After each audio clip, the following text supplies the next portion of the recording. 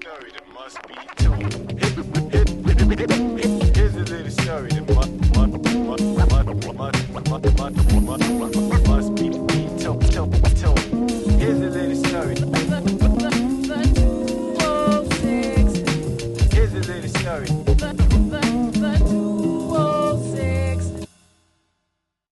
I'm an MC, a DJ, producer, sound engineer.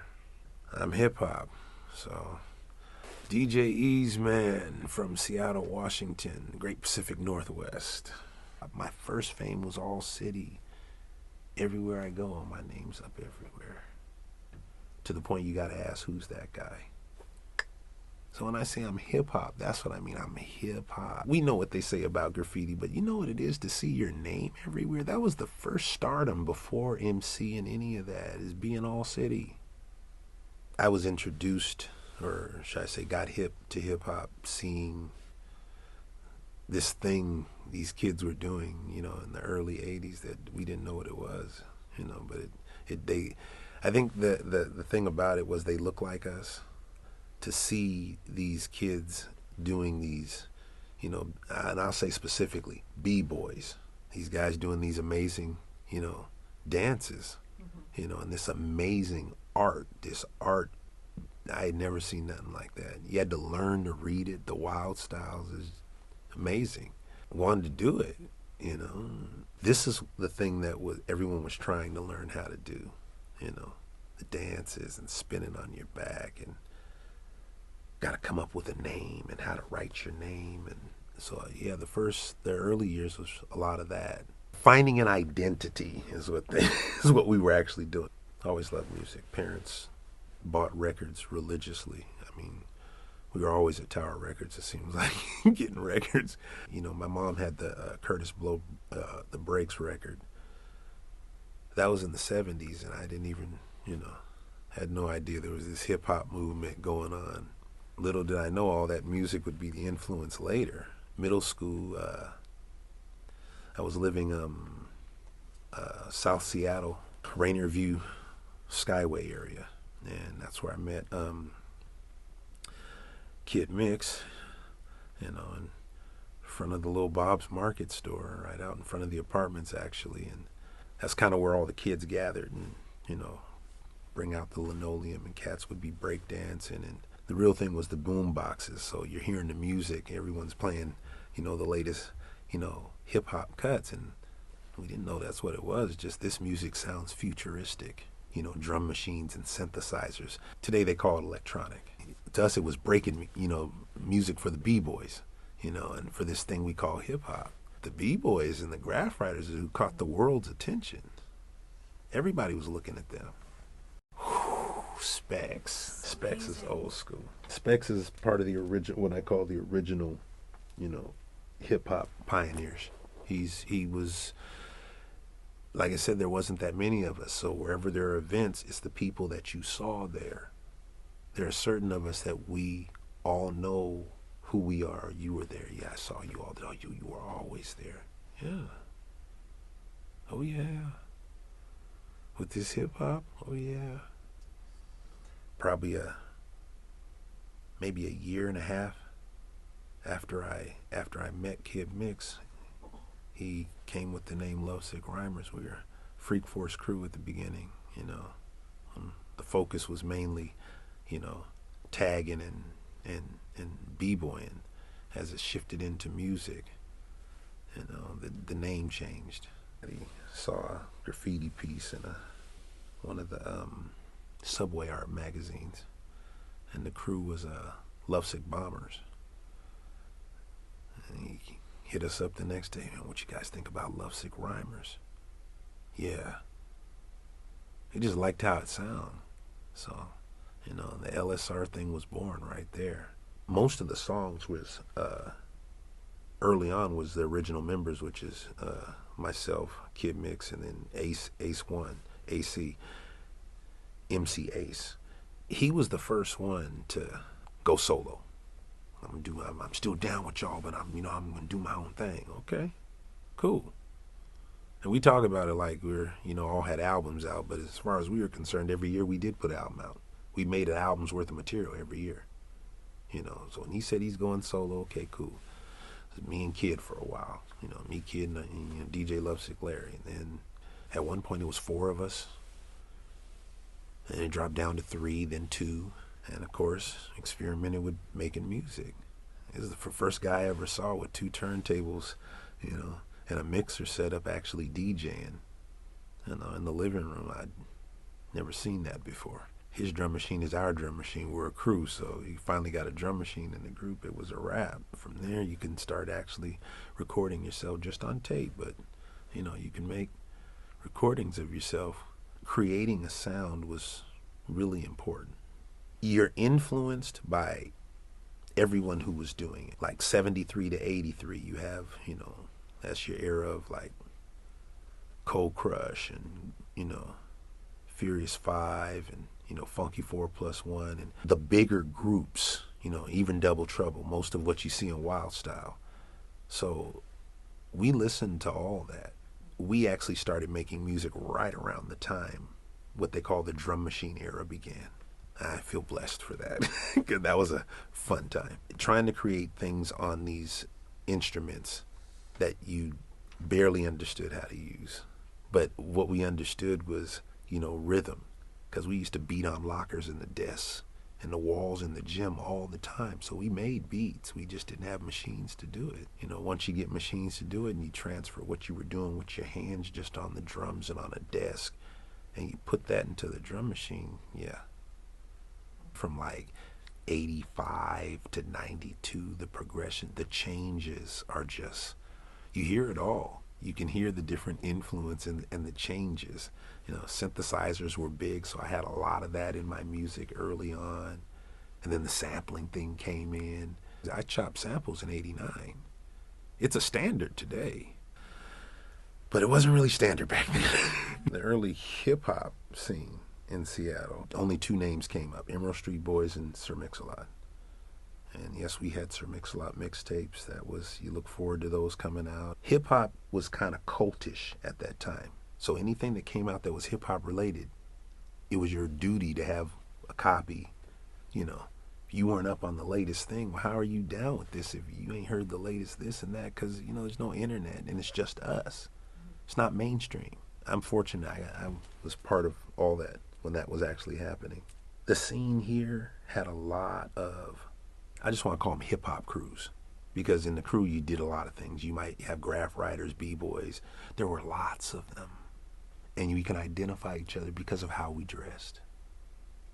You look across the street and see a cat with gazelles, a Kangos, Adidas on, his creased in his jeans. You're like, okay, yeah, who's that? This new thing, you could spot kids that were into hip-hop. You could learn who was who if you were lucky enough to see them actually write their name somewhere. We're talking about the whole culture itself. That was a big thing. Bus riding from one end of town, going to get records, come back, listen to the records, make a little mixtape real quick. And not on any turntables or anything fancy. We're talking, pause mixtape where you just, whatever you could put together. But as we start making music, no, we're in the house all the time. Constantly composing. We actually shot about 8 videos in my bedroom and made it look like bigger space, had a strobe light going. When we looked at it, I said, I can't believe that's that little room. The first performance ever, Franklin's Talent Show. Ooh, that was hard because they were just standing there. They weren't even moving. Beat had started and everything. No one's moving. They're just standing there. They're looking at us. About 45 seconds in, you see some heads start to nod. Some hands go up. Like, yes. Seattle crowds like the Apollo. These guys aren't forgiving. We have a history of party-rockin. I mean, that's our history. Legendary parties. Party-rockin', we want to have a good time. And our whole crew is like that. Imagine if It's just the group LSR, but we had subsidiaries. I mean, like Native Tongue and Flavor Unit.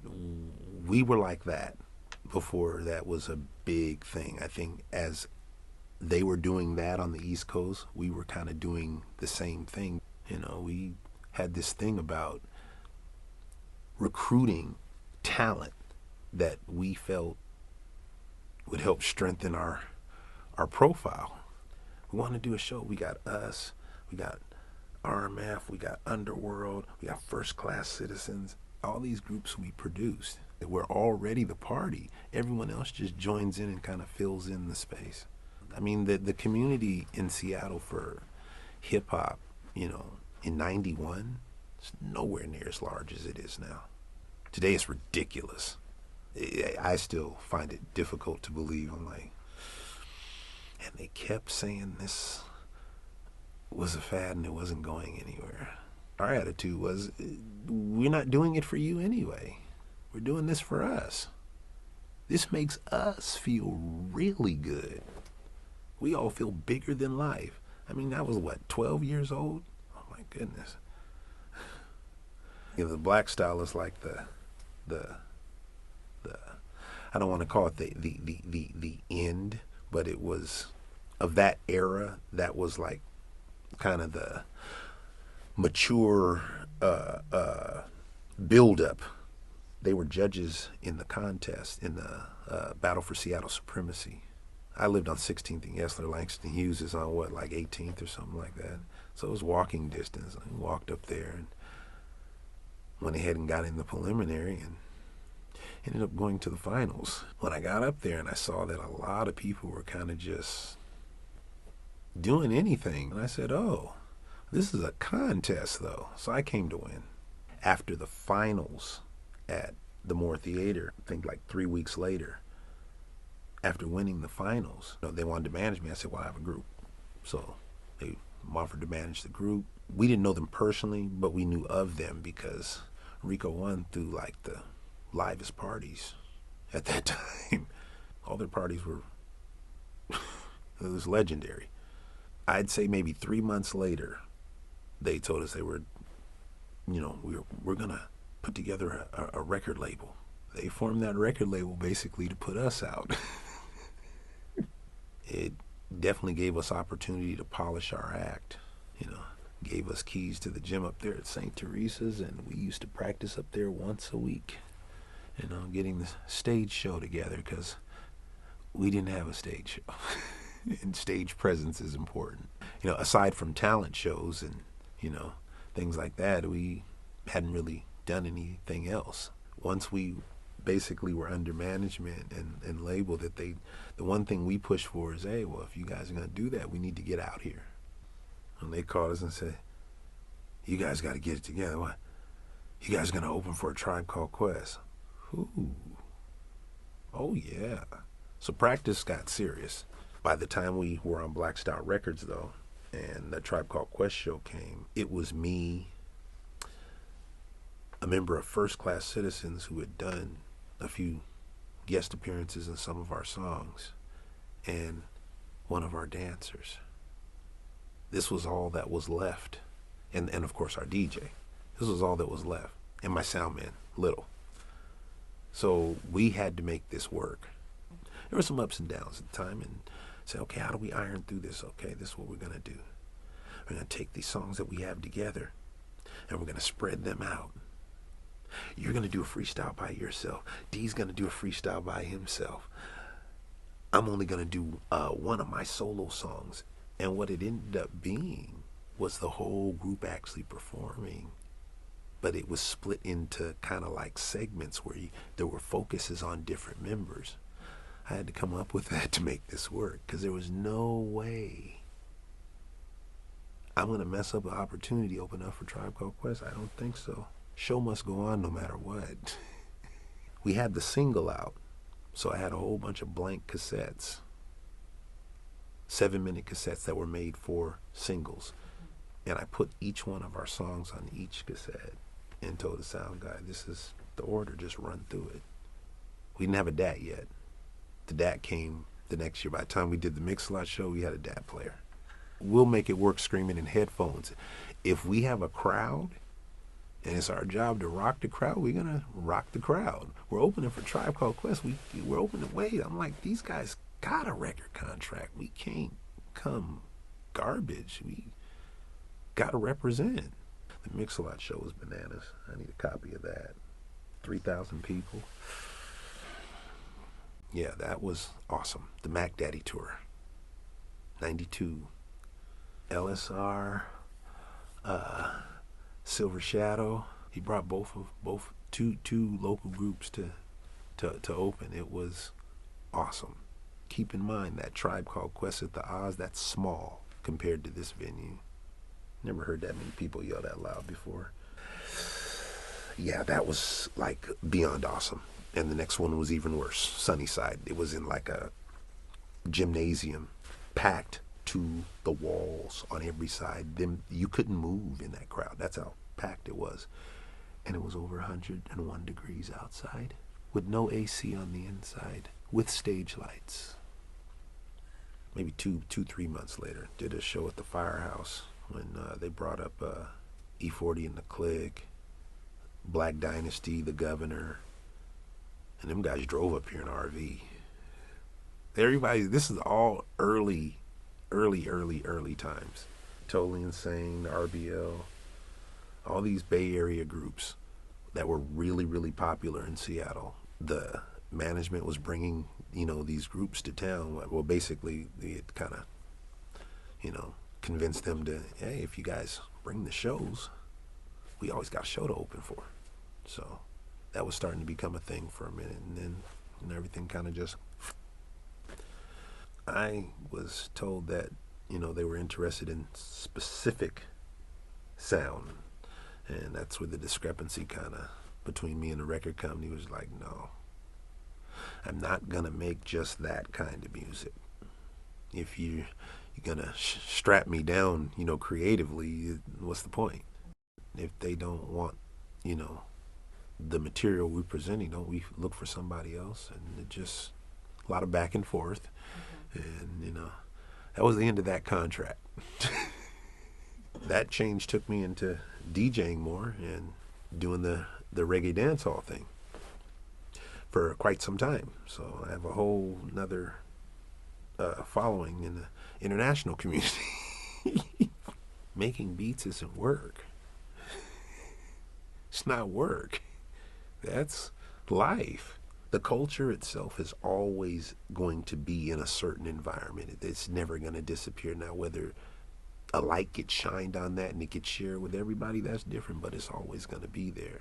Anywhere I go in the world, I can find hip-hop. I just got to know it. I know what I'm looking for. You look for the elements, and where you find it, you'll find hip-hoppers. Hip-hop is about you being you. The culture accepts all inputs that everyone's bringing in. Your forms of expression, but it has its tenets. Your MCing, DJing, beatboxing, graffiti art, b-boying. If you're participating in the culture, to bring your twist is how it's supposed to be. Hip hop wouldn't be as dope without it. Everyone's mix is what made it what it is. Today I might be jazz. Tomorrow I'm funk. The next day I'm soul. Day after that, gospel. I am what I choose to be, and that's going to be a wide range of things. Long as it's carrying that positive vibration. The lovesick ism isn't gone. Like I said, we will be here forever and ever and ever. Ain't going nowhere.